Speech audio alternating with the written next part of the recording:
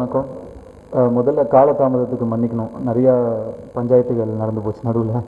எல்லாத்தையும் ஒன்றா முடிச்சுட்டு ஒரு வழியாக எல்லாத்தையும் செட் பண்ணி அசம்பிள் பண்ணுறதுக்குள்ளே ஒரு 1 hour எக்ஸ்ட்ரா ஆகிடுச்சுன்னு நினைக்கிறேன். So sincere apologies for the delay. இது முதல் ஹிந்தி படம். இது ஒரு ஹிந்தி படம் அப்படிங்கிறதுக்காக நான் பண்ணல. ஆனந்த் எல் ராய் சார் இது கொலவெறி பாட்டு பார்த்துட்டும் என்னை இது கூப்பிடல. ஆடுகளம்ங்கிற படம் நமக்கு நேஷ்னல் அவார்டு வந்தோடனே யார் இந்த பையன்னு பார்க்கலான்னு சொல்லி யூடியூப்பில் அந்த படத்தை பார்த்துருக்காங்க. பார்த்துட்டு இந்த பையன் எனக்கு வேணும்னு அவர் முடிவு பண்ணி கிட்டத்தட்ட ஒரு 6-7 மாதம் ஆயிருக்கு அவர் என்னை கண்டுபிடிச்சி பிடிக்கவே. ஒரு வழியாக அவர் பிடிச்சிட்டு நீங்கள் பண்ணுங்கன்னு சொல்லும்போது நமக்கு தான் நம்ம லுக்கை பற்றி தெரியும்ல. ஏன் சார் நீங்கள் இப்படிலாம் பண்ணுறீங்க, ரொம்ப காமெடி ஆகிடும், சிரிச்சிருவாங்க, வேணாம் அப்படின்னு. நீங்கள் கதை மட்டும் கேளுங்க, கரெக்டாக இருக்குன்னு சொல்லி ஒரு 15-20 நிமிஷம் கதை சொன்னார்.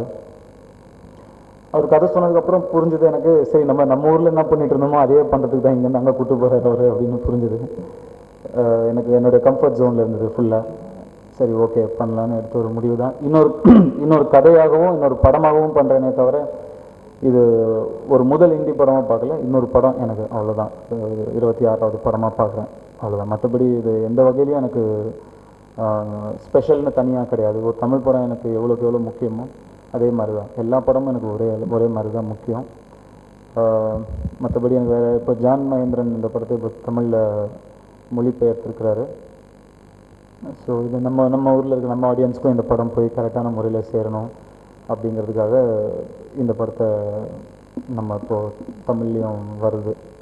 ஸோ சார் சொன்ன மாதிரி எப்போ வருதுங்கிறது உங்களுக்கும் தெரியும், நமக்கும் தெரியும். சென்சார் ஆன உடனே அது சார் அஃபிஷியலாக வெளியிட்டுருவார்.